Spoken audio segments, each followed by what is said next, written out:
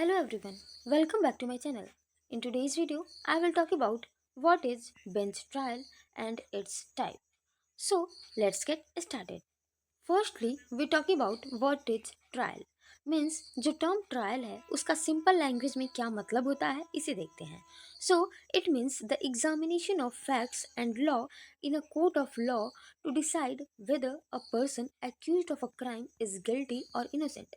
Means trial एक ऐसा procedure है, एक ऐसा प्रोसेस है जिसमें जो भी किसी केस से रिलेटेड फैक्ट्स और लॉ होते हैं उसका एग्जामिनेशन किया जाता है कोर्ट के द्वारा, ये डिसाइड करने के लिए कि जो पर्सन एक्यूज्ड है, किसी क्राइम का एक्यूज्ड है, वो गिल्टी है या फिर इनोसेंट है.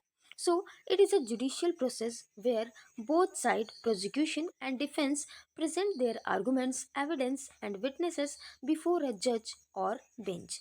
सो जो ट्रायल है वो क्या है, एक जुडिशियल प्रोसेस है जिसमें जो दोनों पार्टी होती है, प्रोसिक्यूशन एंड डिफेंस, वो अपने अपने आर्गूमेंट्स को, एविडेंस को, विटनेसेस को प्रेजेंट करते हैं जज के सामने या फिर बेंच के सामने. और जज जो है उन फैक्ट्स को देख करके, उन एविडेंस को देख करके ये डिसाइड करता है कि जो पर्सन है वो गिल्टी है या फिर इनोसेंट है. सो ट्रायल बेसिकली क्या है, examination of fact and law in a court of law to decide whether a person accused of a crime is guilty or innocent. अब हम लोग बात करते हैं what is a bench trial. So deciding authority के according देखा जाए तो जो ट्रायल है वो मेनली टू टाइप से होता है, jury trial and bench trial. So a bench trial is a trial without a jury where the जज और जजेस that is called the bench decide both the facts and the law. So bench trial एक ऐसा trial है, एक ऐसा judicial process है जिसमें जूरी नहीं होते हैं, बिना जूरी के होते हैं. इसमें बेंच यानी कि जजेस के थ्रू डिसाइड किया जाता है फैक्ट एंड लॉ से रिलेटेड जो भी इशू होता है उसको जजेस के थ्रू यानी कि बेंच के थ्रू डिसाइड किया जाता है. In India we follow the bench trial system not the jury trial system. India में बेंच ट्रायल सिस्टम को फॉलो किया जाता है, ना कि jury trial system. The abolition of the jury system in most part of India in 1950s and completely with the Code of Criminal Procedure 1973.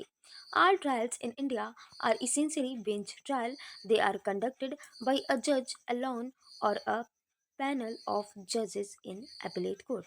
सो जो bench trial है उसे 1950s तक इंडिया के मोस्ट पार्ट से एबॉलिश कर दिया गया था और कोड ऑफ क्रिमिनल प्रोसीजर यानी कि सीआरपीसी के आने के बाद जो जूरी सिस्टम है उसे कम्प्लीटली अबॉलिश कर दिया गया था. जो बेंच ट्रायल है वो मेनली एक जज के थ्रू या फिर अपीलेट कोर्ट में पैनल ऑफ जजेस के थ्रू कंडक्ट किया जाता है. अब हम लोग बात करते हैं types of benches in the Indian judiciary. So, the term bench in the Indian legal system refers to the specific number of judges who sit together to hear and decide a case.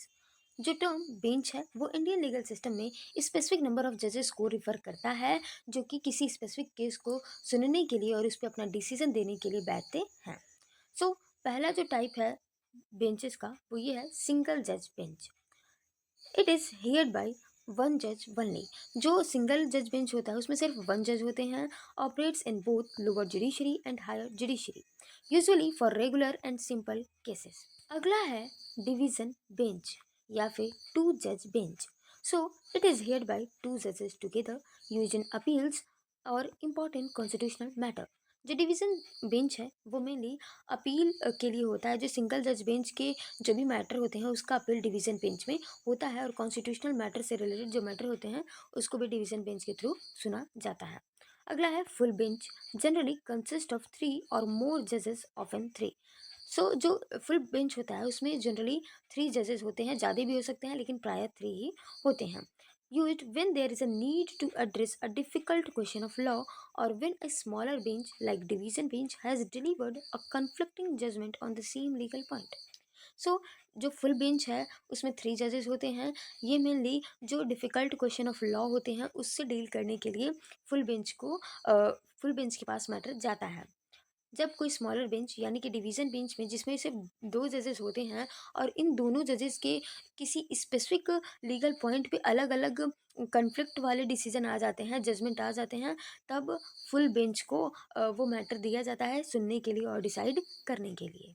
अगला है constitution bench. It is the highest authority bench in India that operates only in supreme court of India. Consist of a minimum 5 जज. जो constitutional bench होता है उसमें सिर्फ 5 जज होते हैं, और ये हाईएस्ट अथॉरिटी बेंच है जो कि ऑपरेट होती है सुप्रीम कोर्ट ऑफ इंडिया के through. It formed under Article 145, Clause 3 of the Constitution for deciding any case that involves a substantial question of law concerning the interpretation of Constitution of India.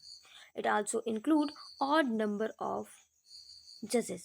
सो जो constitution bench होते हैं उसमें हमेशा it always include odd number of जजेस। इसमें हमेशा जो जजेस होते हैं, जजेस की जो नंबर होती है वो ऑड नंबर में रखा जाता है, जिससे डिसीजन जो है वो मेजॉरिटी के अकॉर्डिंग लिया जा सके। अगला है स्पेशल या फिर larger benches. Benches consisting of more than 5 जजेस सच एज 7, 9, 11 और 13 आर कॉल्ड लार्जर बेंचेस या फिर special benches. These are constituted to review or overrule a previous judgment delivered by a smaller bench like a 5-judge constitution bench, or to hear cases of extraordinary national importance and complexity। सो जो special bench होती है, जो larger bench होती है, उसमें highest authority की जो bench होती है उससे ज़्यादा जजेस होते हैं, यानी कि 5 जज बेंच से ज़्यादा जजेस होते हैं, 7, 9, 11 या फिर 13 बेंचेस होते हैं जजेस की। इसको इसलिए कॉन्स्टिट्यूट किया जाता है कि जो प्रीवियस जजमेंट है स्मॉलर बेंच की, यानी कि 5 जज बेंच कॉन्स्टिट्यूशन बेंच की, उसकी जो जजमेंट है उसको रिव्यू करने के लिए, उसको ओवर रूल करने के लिए लार्जर बेंच को कॉन्स्टिट्यूट किया जाता है। या फिर किसी एक्स्ट्रा ऑर्डिनरी नेशनल इम्पोर्टेंस या फिर मोस्ट कॉम्प्लेक्स इश्यूज को हियर करने के लिए, उसको डिसाइड करने के लिए लार्जर बेंच को कॉन्स्टिट्यूट किया जाता है। सो ये था bench trial and its types. If you found this video helpful, don't forget to like this video, subscribe my channel and share this video.